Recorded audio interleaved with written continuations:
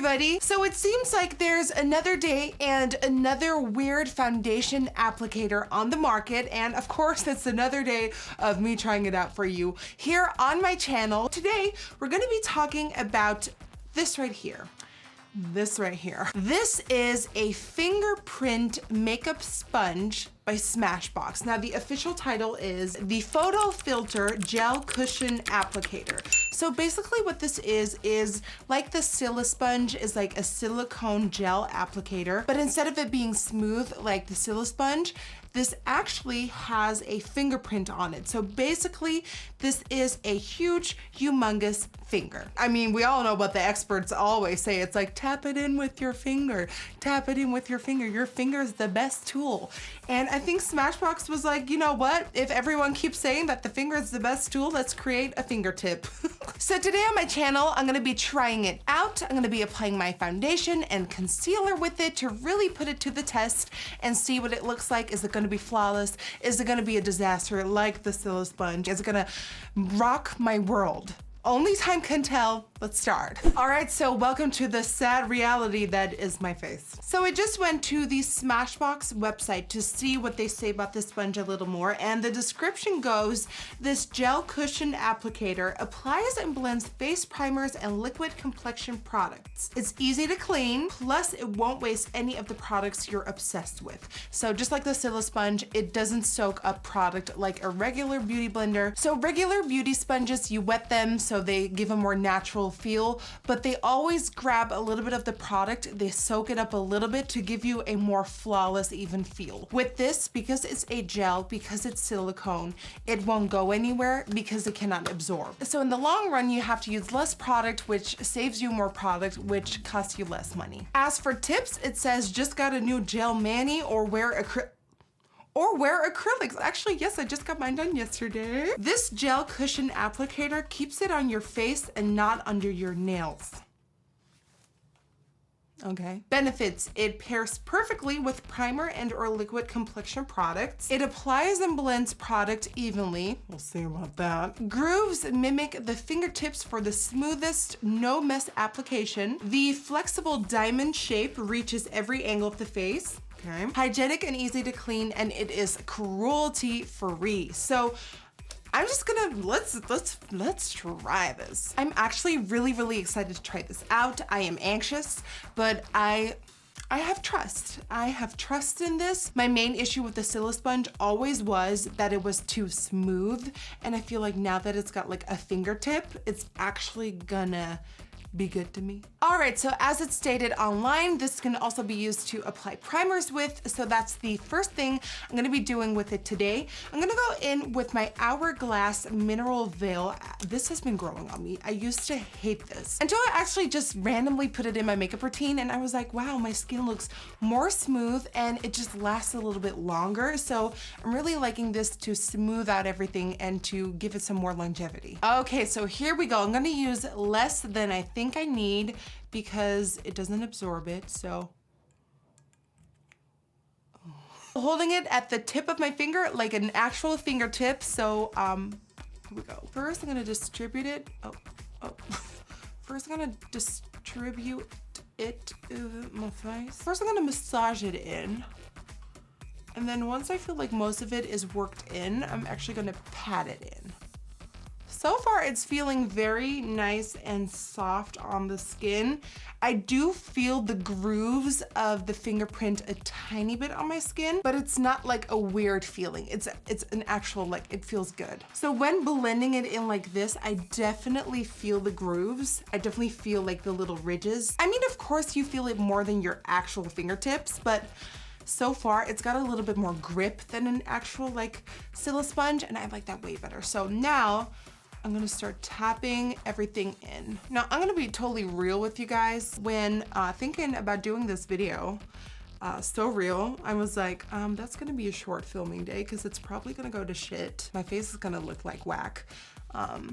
But let's see how it goes. Maybe it's gonna look amazing and I have a perfect beat for today. The primer is applied and it feels very nice and smooth. It doesn't feel like anything is piling up on my skin. It actually feels really nice and blended in.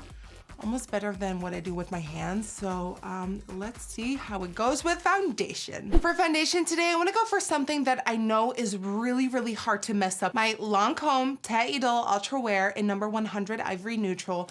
This foundation is my holy grail, and it's really, really hard to mess this one up. So if the fingerprint sponge gets it all wrong, it's not the foundation, it's the sponge. Here we go, tiny dollop of foundation. So let's see how it goes. First, I'm gonna spread it out and I'm gonna rub it in. Come on. Oh wait, what? You can actually see, oh my God, you can actually see the little ridges and grooves of the fingerprint in the foundation. No. Okay, so we're just gonna start tapping it in.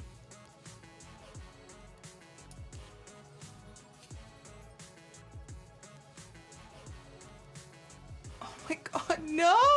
What is this? Okay, it's spread out evenly, and now I'm gonna tap it in.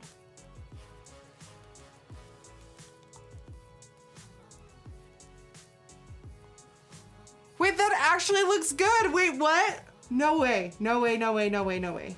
No way, I'm not believing this. My eyes are deceiving me. It cannot be true that one of these sponges finally works. So what I did was spread it on, kind of work it in, and then start tapping it in like you would do with a sponge. And so far, it is blending it in really seamlessly. I will say that occasionally it leaves a very obvious fingerprint mark on your face, and it kind of looks weird to have like little grooves of a huge fingerprint. You know, it's kind of like King Kong, like press his thumb on your face and be like, bye bitch. I do think I'm losing a little bit of coverage. With my regular makeup sponges, I have more coverage than with this.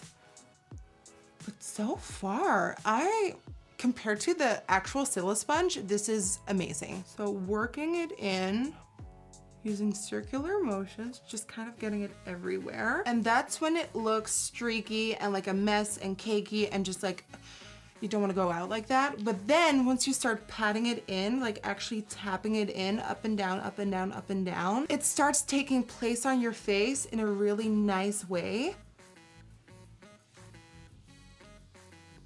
Oh my God, I feel like someone's spreading Nutella on my face and I'm like sliced bread. Oh, okay, so on the nose, it's not a fun process at all. It's streaky. I can't get it in every corner. It's, oh my God, we started off so well. Don't give up on me now. Oh, wow. Okay, so on the forehead, it's fingerprints only. It's like King Kong never left when he did that thumb motion. So it's starting to look like fingerprint galore on my face right now, which is not a look I saw on the trend page for late summer, early fall looks. And then this is the portion that I hate on the nose. It is not working. When I'm working it in here, it's kind of disrupting it on the lower portion of my eye. Also, I'm noticing that with this, it is so matte. This sponge just transformed this foundation in something really matte and almost drying, and it never looks like that with normal sponges. So I'm looking like a dried up butthole. Honestly, I wonder why companies keep trying with these sponges, because I don't think anyone truly highly enjoys doing their foundation with like the silicone sponges or the gel sponges. I feel like brands have to give up. It's almost a little stop trying to make it happen because it will never happen. Dermical. I highly enjoyed this as foundation in my previous video that went up yesterday, which thank you so much for all the support and the fun comments, but I'm gonna use it as concealer. In this look, I'm gonna spread it in first. Oh wow, that coverage, it's insane. And then start tapping it. It's just not looking like it has to look. Like it looks like it's lying on top of the skin. It doesn't want to blend in properly. And as soon as it starts to look okay and decent and like it's well blended in and you want to go back in and perfect it a little bit more, it starts like picking up the product and making it look patchy and like a mess. Oh, I'm not enjoying this at all. It looks like a patchy war zone. Okay, just for shits and giggles, I'm gonna bring you in so close so you can see. Do you see that when you work on your nose right here, it leaves marks? Do you see? I want you to see the fingerprints. Especially here, it is making my pores look humongous. It is making my under eyes look so cakey. Like you see it sitting on top of your skin. Peep the nose. Peep the nose. Look at that nose. Do you see those pores? I never have that problem. My nose never looks like that. I'm sorry, this is so real and up close, but I want you to see what I'm talking about. This is not a good look.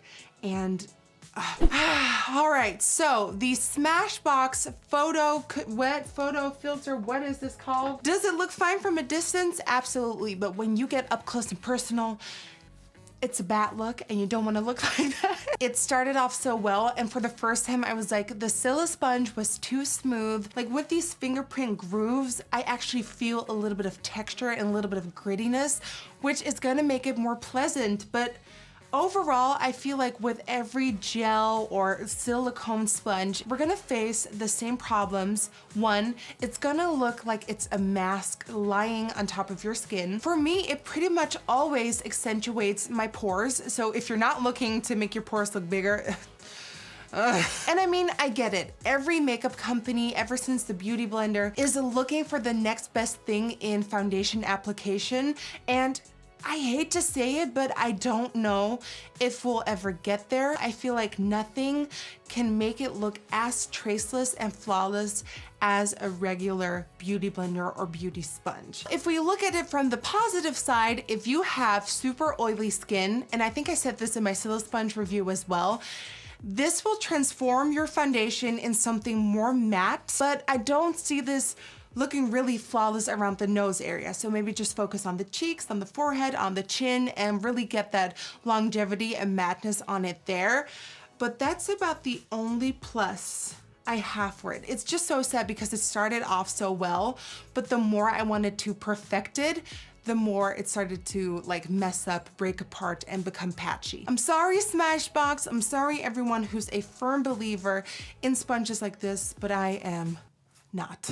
You know, products that I love may not work out for you, and products that you're obsessed with may not do it for me. Other than that, that's it, guys. That is my first impressions / review on the new Smashbox. It's not even that new, but like the new Smashbox fingerprint sponge. It retails for $20 if you're still interested after this video. So as always, thank you so much for watching. Don't forget to give this video a thumbs up and subscribe to my channel.